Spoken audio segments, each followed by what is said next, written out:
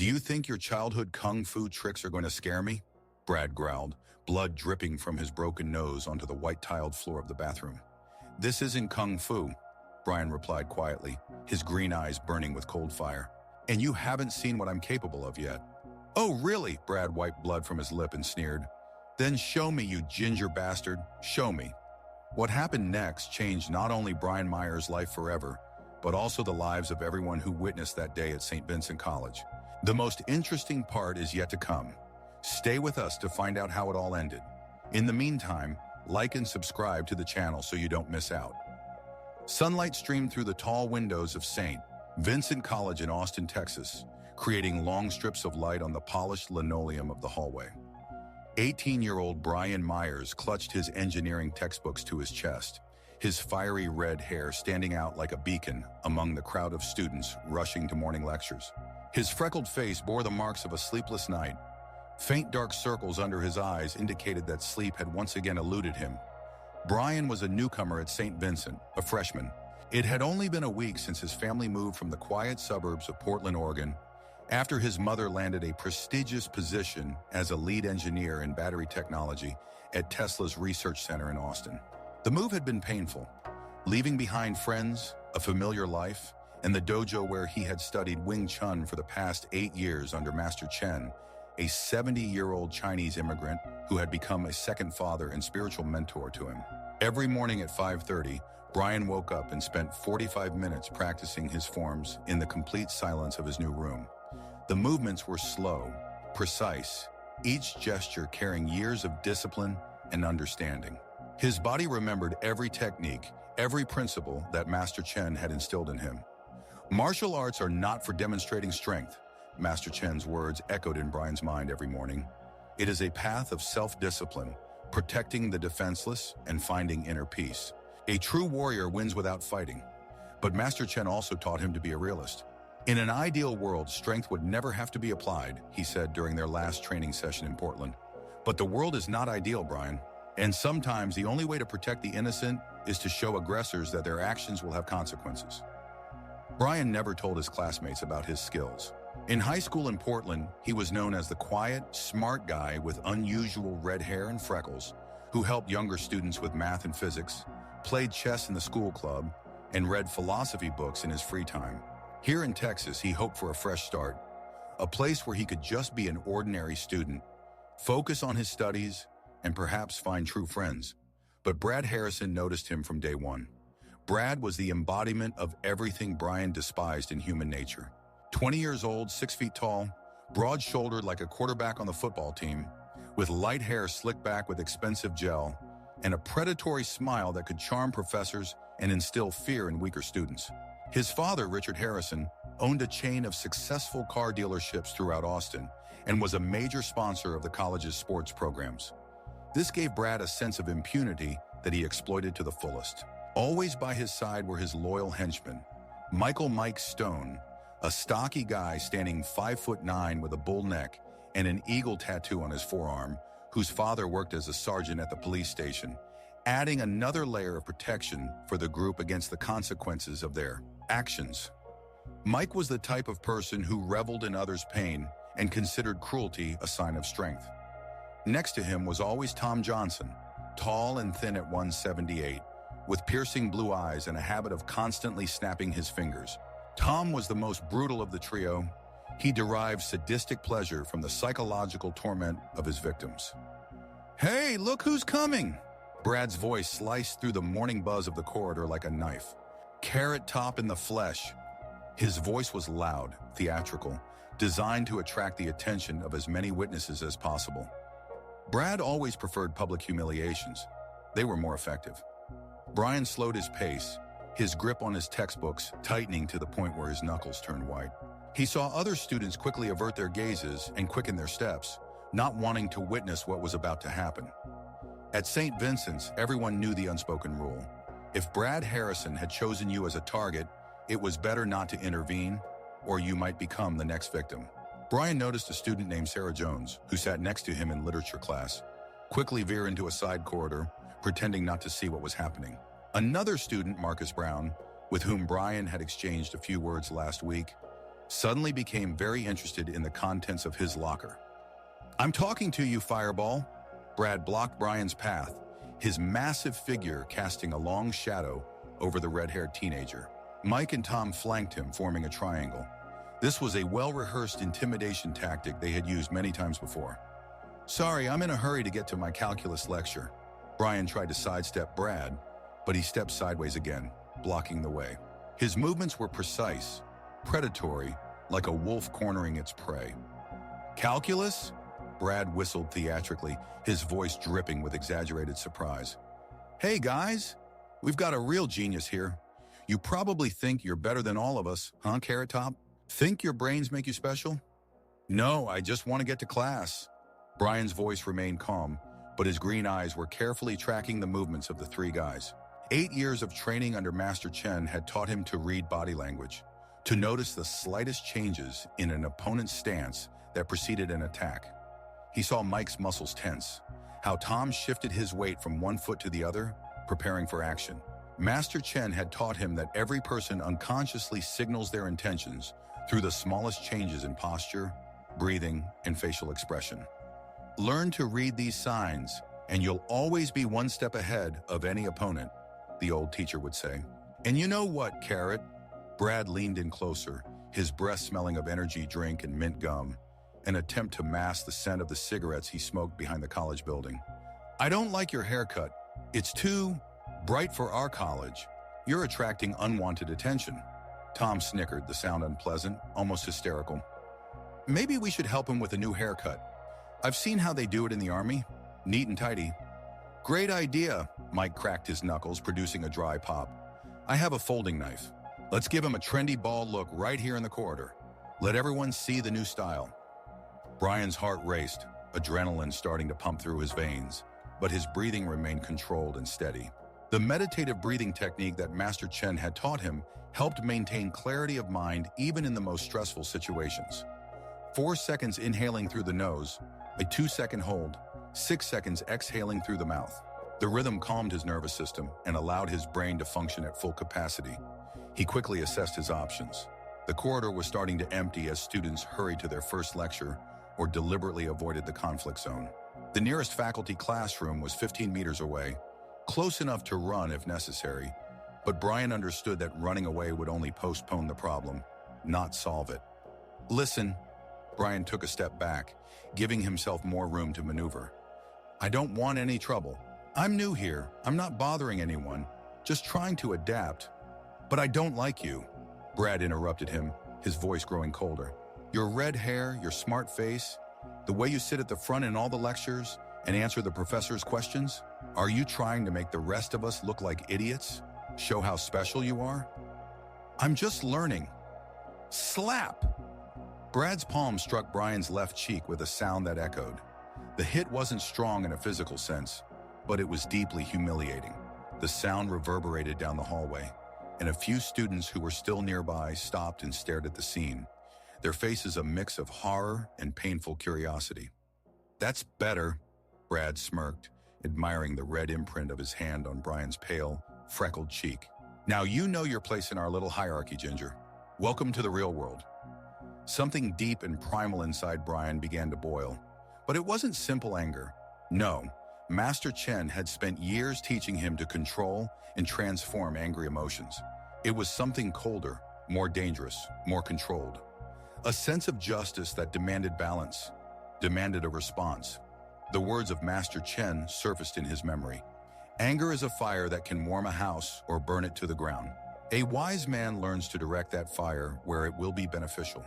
But instead of acting, Brian simply nodded slowly and said quietly, "Got it." His voice was calm, almost emotionless, but a keen observer might have noticed a new firmness in his green eyes. "Good boy." Brad patted him on the other cheek, this time not as hard, but with enough pressure to leave another red mark. "You're a quick learner. See you later, Carrot. We still have things to talk about." The trio walked away, their self-satisfied laughter echoing down the hallway. Brad strode ahead like a conqueror, while Mike and Tom followed, exchanging knowing glances and smirks. Brian stood still for another minute, feeling the heat in both cheeks, as the remaining students looked at him with a mix of sympathy, relief that it hadn't happened to them, and shame for not intervening. Some quickly averted their eyes when he turned in their direction. "Are you okay?" A quiet voice made him turn around. A girl with shoulder-length chestnut hair and kind brown eyes stood next to him, holding a worn psychology textbook and a notebook filled with neat handwriting.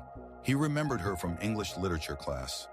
Anna Martinez, one of the few students who always listened attentively to lectures and asked thoughtful questions. "Yeah, I'm fine." Brian cautiously touched his left cheek, trying to assess the degree of redness and wipe away the sting. "Brad Harrison is a complete jerk." Anna shook her head, her voice filled with genuine anger. "He thinks he can do whatever he wants because his dad owns several car dealerships in Austin and donates big money to the college's sports program. The administration turns a blind eye to his antics." "Got it." Brian adjusted the strap of his backpack, trying to appear calm. "Thanks for asking. It's nice to know that not everyone here is indifferent." "Listen." Anna hesitated, clearly weighing her words. "If you want, you can have lunch with us today. With my friends. We have a small group. We discuss books, movies, help each other with studies. Brad usually doesn't bother people when they're in a group. He has enough sense not to mess with multiple witnesses at once." Brian felt genuine gratitude towards this girl, but slowly shook his head. "Thank you for the offer, Anna, but I don't want to create problems for you and your friends. Guys like Brad tend to expand their circle of victims if they sense resistance." "This won't create problems," she began. "Trust me." Brian's voice carried a quiet but unwavering confidence that made Anna fall silent and look at him more closely. "It will be better if I handle this on my own. Some things need to be dealt with one-on-one." The lecture on mathematical analysis passed in a haze. Professor Johnson, an energetic middle-aged man with a mop of graying hair, explained the basics of differential calculus, drawing elegant formulas and graphs on the board.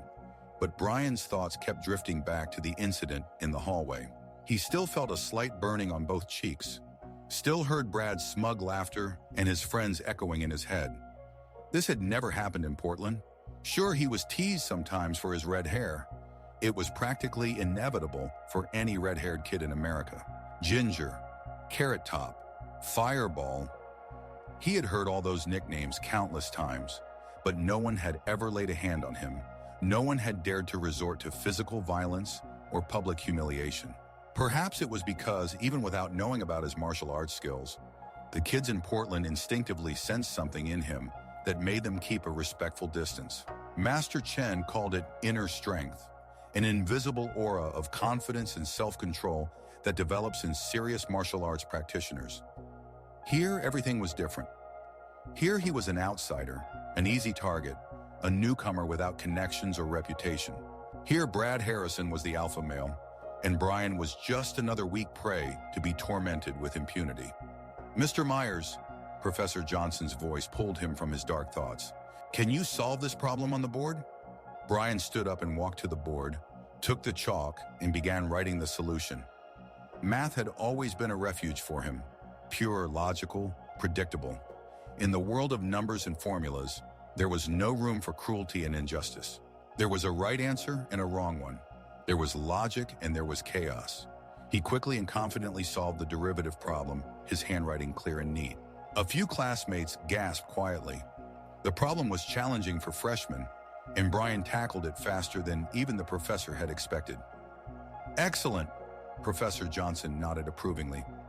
"It's clear you have a solid mathematical background. Where did you study before?" "In Portland, sir, at Lincoln High School." "Great school. I'm glad to have a student of your caliber." Brian returned to his seat, ignoring the admiring glances of some classmates and the envious looks of others. He knew that his academic success would only exacerbate the situation with Brad. Guys like him hated those who excelled intellectually, especially if those people also stood out physically. After the lecture, Brian headed to his locker, number 237. The hallways of St. Vincent's were spacious and modern, with high ceilings and large panoramic windows that flooded everything with natural light. The walls were adorned with photos of outstanding alumni, sports trophies, and motivational posters. Students chatted, laughed, hurried to their next classes, exchanged textbooks and notes. A normal, healthy student life. Brian entered the lock code, Master Chen's birth date, a small tribute to his teacher, and opened the locker door. Inside lay his textbooks neatly arranged, notebooks filled with his characteristic small handwriting, a few pens and pencils, and a small photograph in a simple wooden frame. The photo was of him and Master Chen after his last advanced test, taken just 2 months ago at the dojo in Portland. Master Chen smiled his rare, almost elusive smile, the one he showed only on special occasions, while Brian held the certificate with sincere pride on his face. It was one of the happiest days of his life. Strength without wisdom is destruction, Master Chen said that day as they sat in the traditional tea room of the dojo after the ceremony. Wisdom without strength is helplessness. Find the balance between them, Brian. Always seek that balance. It is the key not only to mastery in martial arts, but also to mastery in life. Brian gently touched the photograph with his fingertips, as if trying to absorb his teacher's wisdom through simple contact, then picked up a thick physics textbook. The next lecture was dedicated to Newton's laws. The irony of the situation did not escape him. Studying the physical laws of motion and force after he had so painstakingly suppressed the desire to apply those laws in practice. The cafeteria of St. Vincent College was enormous, with high vaulted ceilings adorned with wooden beams and long oak tables that could accommodate several hundred students at once. Huge windows overlooked a courtyard with a fountain and modern sculptures, creating an almost collegiate atmosphere. The smells of various dishes mingled in the air, from traditional American food to Mexican and Asian cuisines. Brian took a tray and chose a simple meal, a fresh vegetable salad, a turkey sandwich on whole grain bread, and a glass of apple juice. He always watched his diet. Master Chen taught that the body is a tool that must be kept in perfect condition. What you eat directly affects how you think and how you move, the old teacher would repeat. Brian headed to an empty table in the far corner of the cafeteria, away from the main flow of students. He preferred to eat in relative solitude, reading or reviewing notes, using lunchtime for additional study. But today this solitude was ruthlessly interrupted. "Here comes our favorite carrot." A familiar voice made Brian slowly raise his eyes from the organic chemistry textbook he was reading, slowly chewing his sandwich. Brad Harrison approached his table, theatrically balancing a huge tray piled high with greasy food, a pair of large hamburgers with bacon, a large portion of fries, a dozen spicy chicken wings, and a giant cup of cola. Mike and Tom followed him like loyal dogs, their faces glowing with anticipation of the upcoming entertainment. "You know," Brad set his tray right across from Brian and sat down with exaggerated nonchalance. "I thought you were a bit unfriendly this morning. I tried to be nice, to extend a hand of friendship, and you acted like some kind of arrogant snob." Brian carefully closed the textbook but did not remove it from the table. The thick book served as a small but psychologically significant barrier between him and Brad. "I didn't mean to be unfriendly or come off as a snob." "Of course you didn't," Mike smirked, deliberately sitting to the right of Brian, his massive body taking up almost half the bench. Tom took a seat on the left, creating a sense of enclosure. Now Brian was trapped between 3 much larger guys, and the only way to retreat lay through them. Students at neighboring tables began to notice the developing situation. Some glanced over furtively, whispering to each other, while others pointedly turned away, unwilling to draw unwanted attention to themselves or witness what might happen. "I think we need to get to know each other better." Brad took a huge bite of his hamburger and began chewing with his mouth open, deliberately demonstrating disgusting manners. "Let's have a heart-to-heart, Ginger. Tell us about yourself, about your previous life. Where did you come from?" "From Portland, Oregon," Brian replied quietly, hoping that if he cooperated and answered their questions, they would quickly lose interest in him and find another source of entertainment. "Portland?" Tom snickered with an unpleasant, almost hysterical laugh. "Ah, the city of hippies and vegans? No wonder you're so weird and pale. Everyone there is such a weirdo, right? What did your parents do in that wonderful Portland?" Brad continued his interrogation, his voice dripping with sarcastic irony. "Did they grow organic marijuana for the local junkies? Or maybe brew coffee for bearded hipsters in trendy cafes?" "My dad is an architect, and my mom is an engineer." Brian felt his fists slowly clenching under the table, but he forced himself to relax his fingers. Control. Always control. "An engineer?" Brad raised his eyebrows with exaggerated theatrical surprise. "Wow, you hear that, guys? We have a whole intellectual family here. Mom, dad, and little son, all so smart and clever. What made such a smart family leave their liberal paradise and come to our humble, conservative Austin? Mom got a job at the Tesla Research Center. She works on developing new technologies for electric vehicles. Tesla!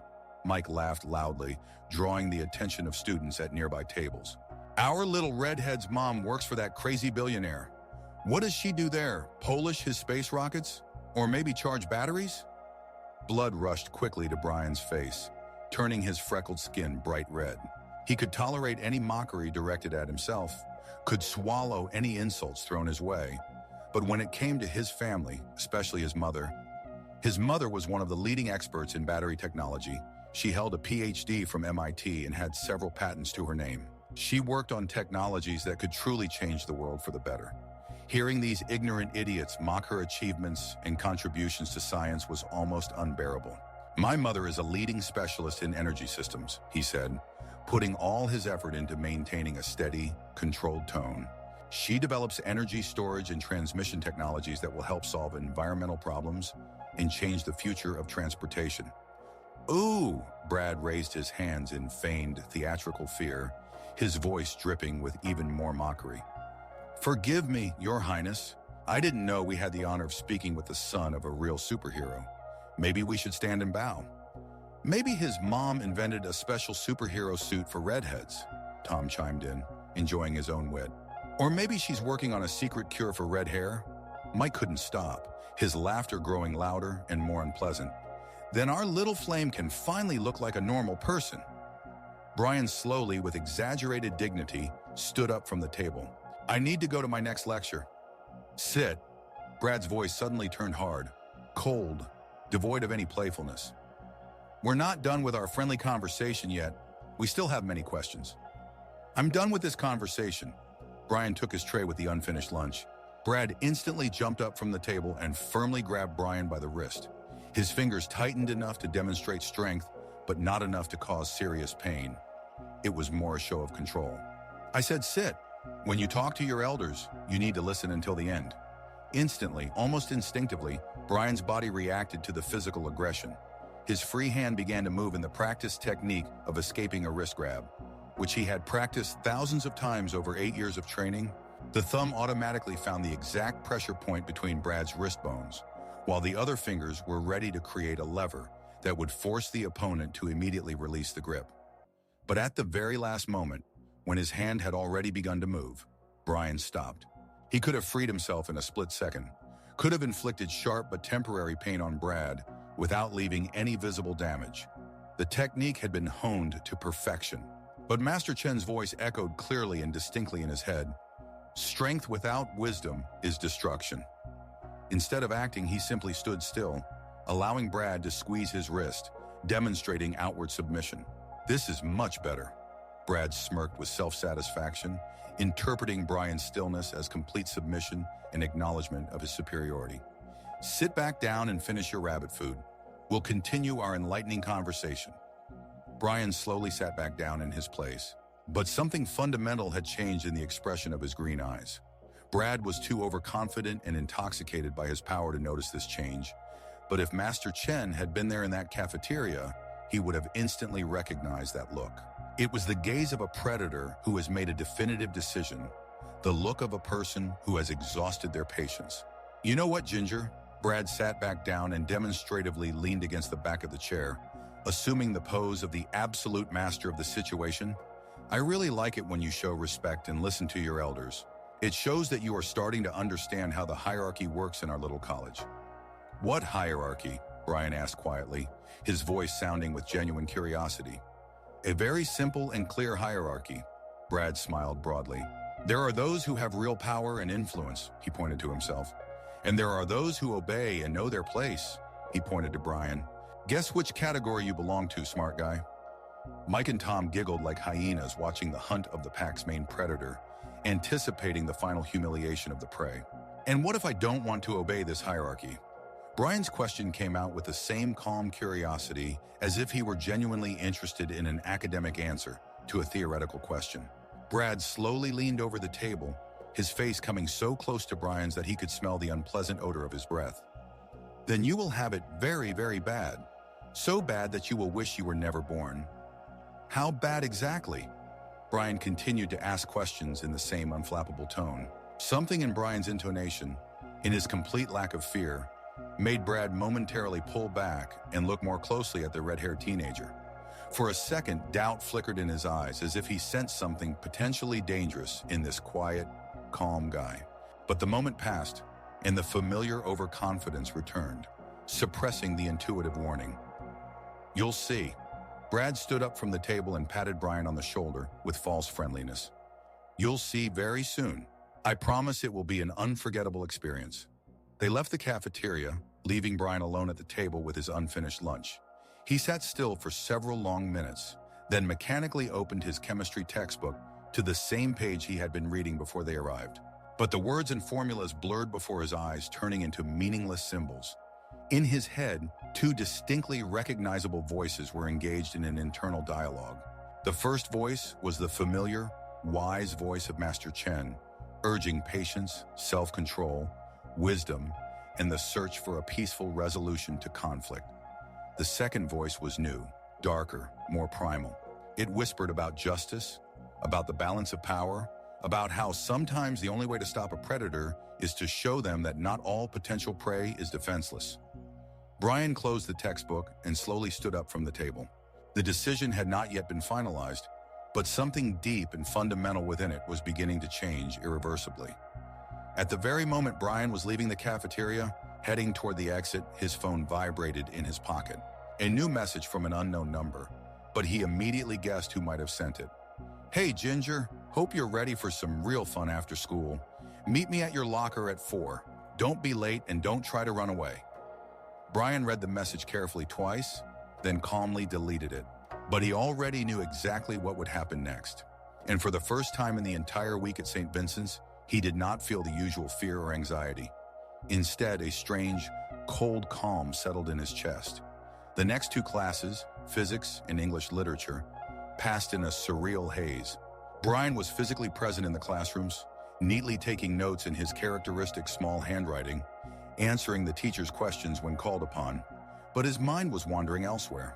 He thought about the balance of forces, the physical laws of action and reaction, the vulnerable points of the human body, the kind of impact one could have on an opponent to temporarily incapacitate them without causing serious injury. These thoughts both frightened and intrigued him. This was nothing like him, the person he had been just a week ago in Portland. Master Chen had spent years patiently teaching him to control such impulses, to channel aggressive energy constructively, to find peaceful solutions to conflicts. In the physics lecture, Professor Thompson, a middle-aged enthusiast with an infectious love for his subject, was explaining Newton's third law. For every action, there is always an equal and opposite reaction. These words echoed in Brian's head, taking on an almost philosophical significance. Action and reaction, force and counterforce, oppression and resistance. Mr. Myers, the professor's voice suddenly pulled him from his deep thoughts. Can you give us a practical example of Newton's third law from everyday life? Brian slowly stood up, feeling the gaze of all the students in the class upon him. When someone pushes you, your body automatically resists that force, and he said, his voice calm and confident. The stronger the initial action, the stronger the body's natural response. Excellent example, the professor nodded approvingly. And what happens if the object to which the force is applied turns out to be more stable and resilient than the source of the force anticipated? Brian felt the corners of his lips lift slightly in a barely noticeable but promising smile.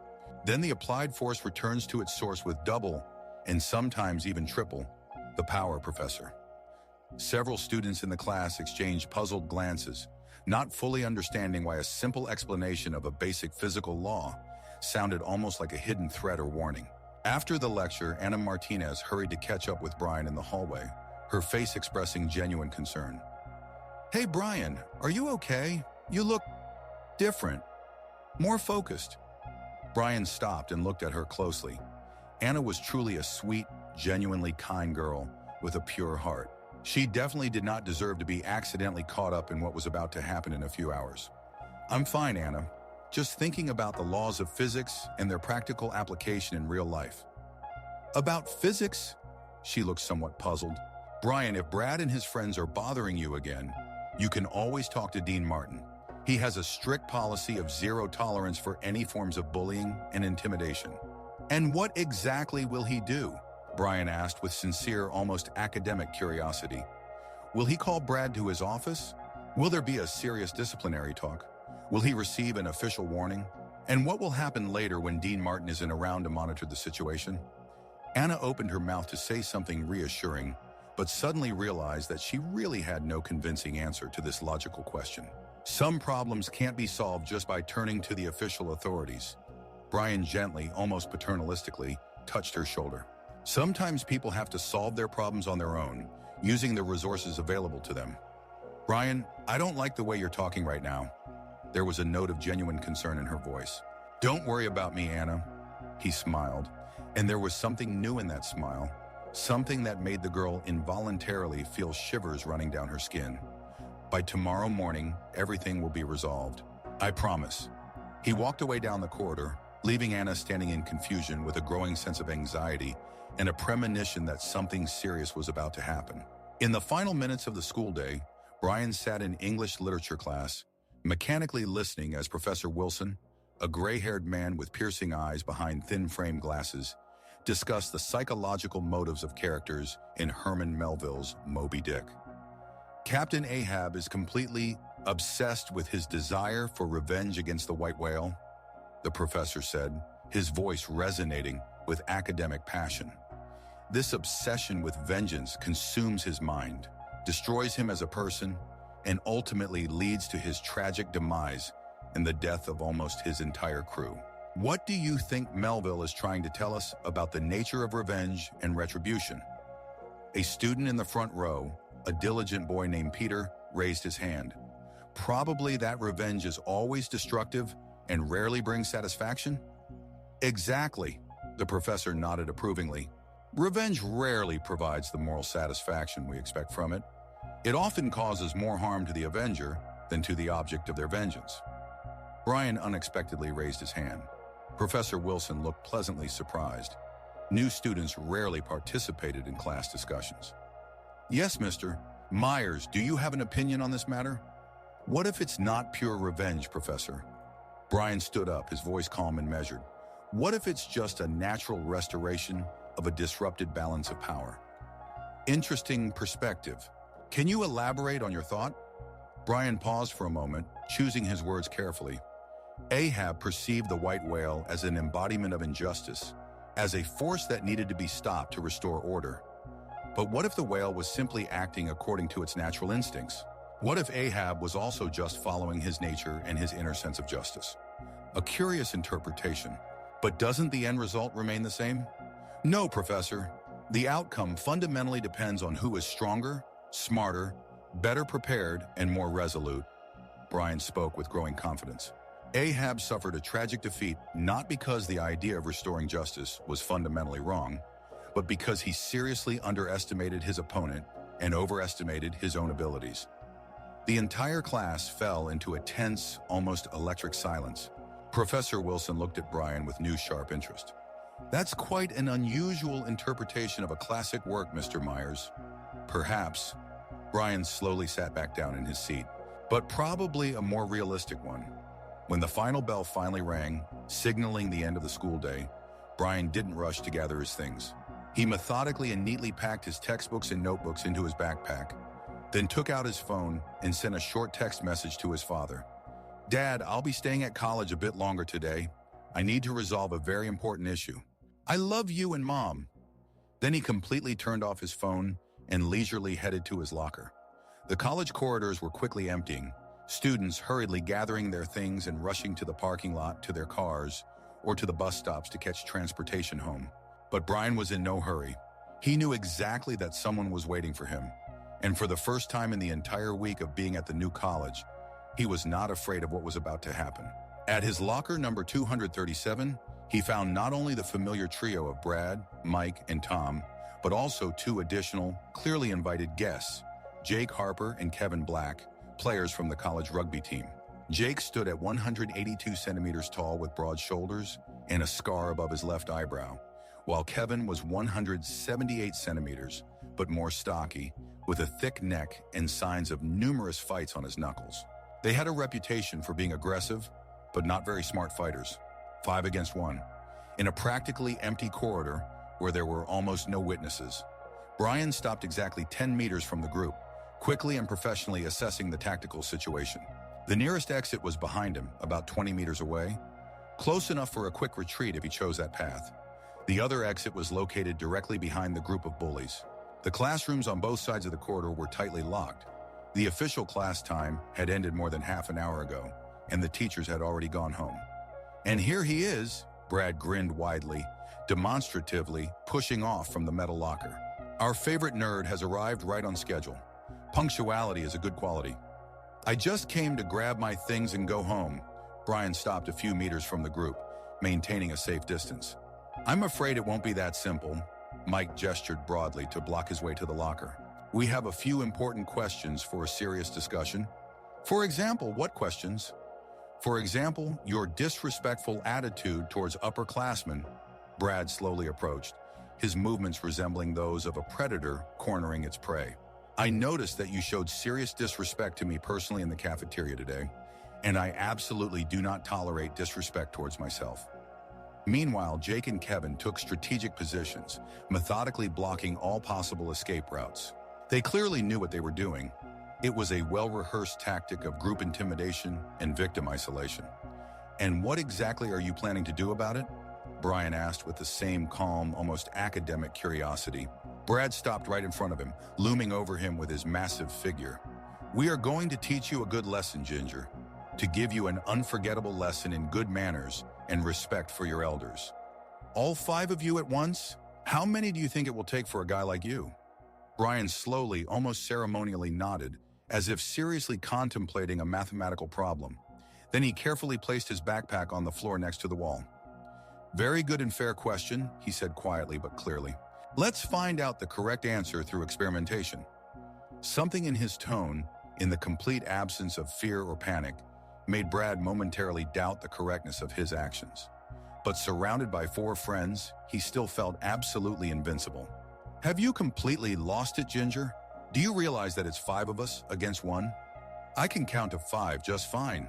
Brian assumed a basic Wing Chun stance, slightly spreading his legs shoulder-width apart, his hands relaxed but ready for immediate action.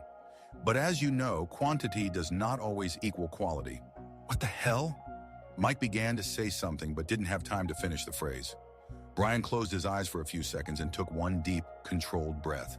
In his memory flashed years of intense training under Master Chen, thousands and thousands of repetitions of combat forms, philosophical discussions about the nature of conflict, the balance of power and justice.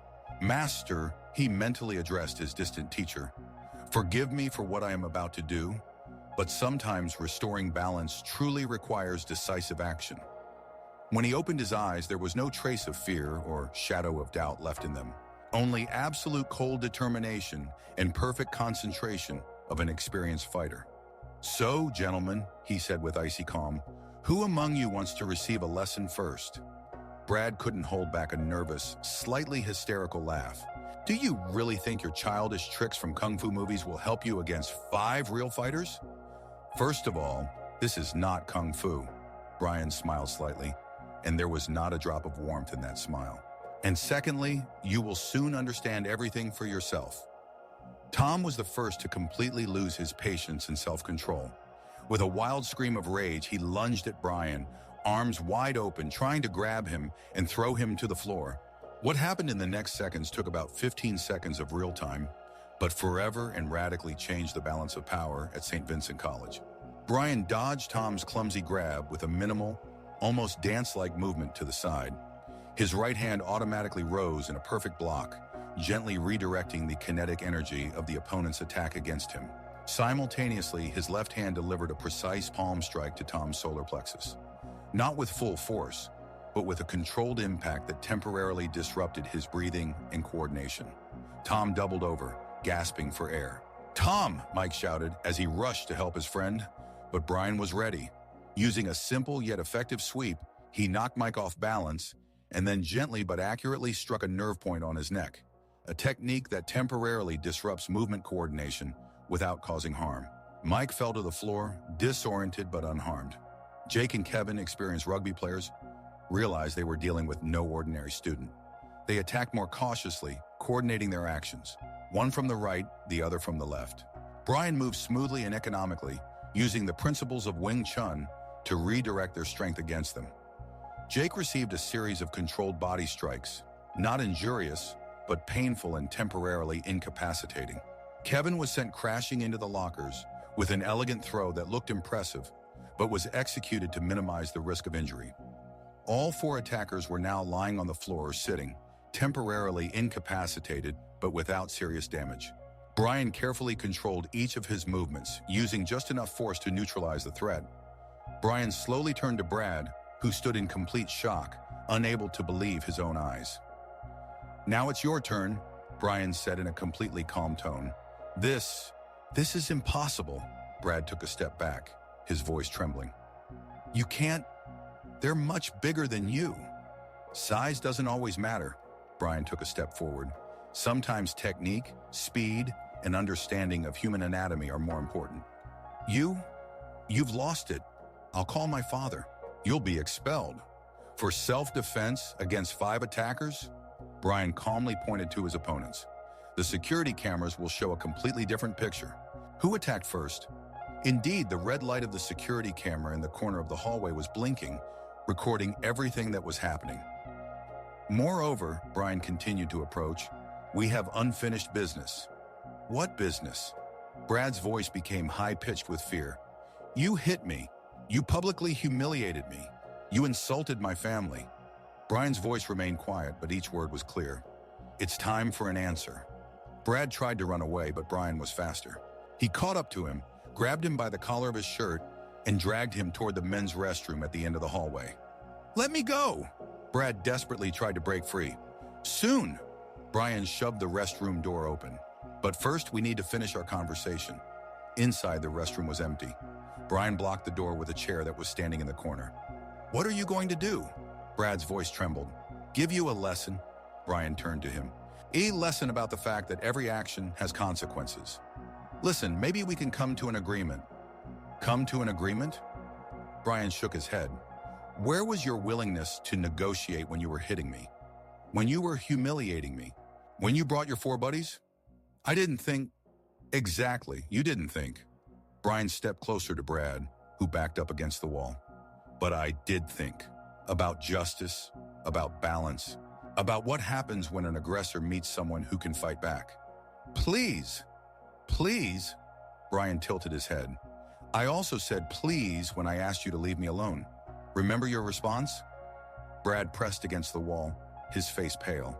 "You said you'd show me my place." Brian placed his hand on the wall next to Brad's head. "Now I will show you yours."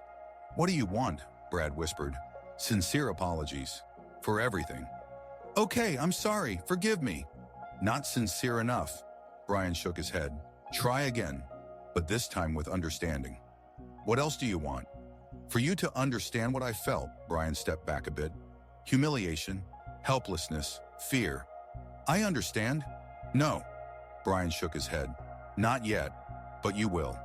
He grabbed Brad and dragged him to one of the stalls. "Don't do this." Brad tried to resist. "A lesson in humility."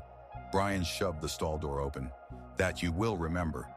He forced Brad to kneel in front of the toilet. "Welcome to the world of consequences," he said quietly, and for a few seconds, he plunged Brad's head into the water. The cold water hit Brad's face. Brian held him there for a short time, just enough to create a psychological effect without causing harm. Then he pulled him up. "How does it feel?" he asked calmly. "You're crazy." Brad coughed, water dripping from his face. "Maybe," Brian agreed, "but I'm not the one who gathered a gang against one. I'm the one who gives a fair response."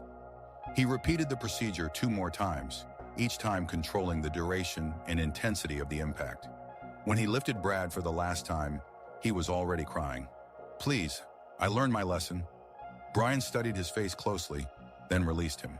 Brad fell to the floor of the stall, soaked, trembling, broken. "Get up," Brian ordered. Brad slowly rose, holding onto the walls.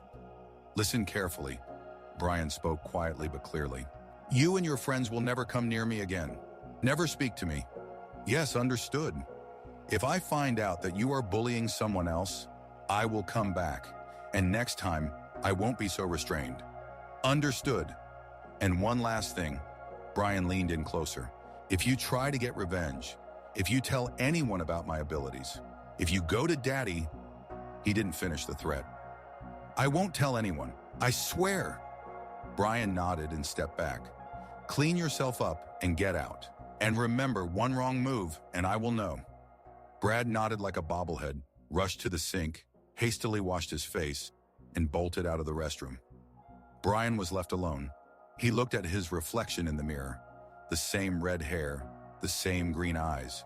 But something had changed. A new confidence had appeared in his eyes. He turned on his phone and saw several missed calls from his father. Son, if something happened, call immediately. We love you. Brian dialed his father's number. Dad, yes, everything's fine. It's all resolved. You can pick me up. I'm at the main entrance. Master Chen was right, he thought. Balance has been restored. Stepping out of the restroom, Brian saw an empty hallway. Mike, Tom, Jake, and Kevin had disappeared. Only a few students lingered. Anna Martinez stood by the wall, her eyes wide open. Brian, what happened? A small misunderstanding, he pulled out his backpack, which has been resolved. And where's Brad? He went on business. He has more important matters now. Anna looked at him closely. You look different. And I feel different, Brian smiled calmly. I feel balanced. What does that mean? That tomorrow will be a better day. He slung the backpack over his shoulder, and all the days that follow too. As he exited the college, Brian saw his father's car. David Myers, a tall man with reddish hair touched with gray, looked worried. Brian, are you okay? What happened? I'm fine, Dad. Brian got into the car. Just resolved some issues. What issues? Adjustment difficulties. But now everything is sorted out. David noticed something new in his son. In the way he held his head, in the expression of his eyes. If someone was bothering you, we can go to the administration. Dad, Brian turned to his father, and he saw a new maturity in his eyes. Trust me, no one will bother me anymore.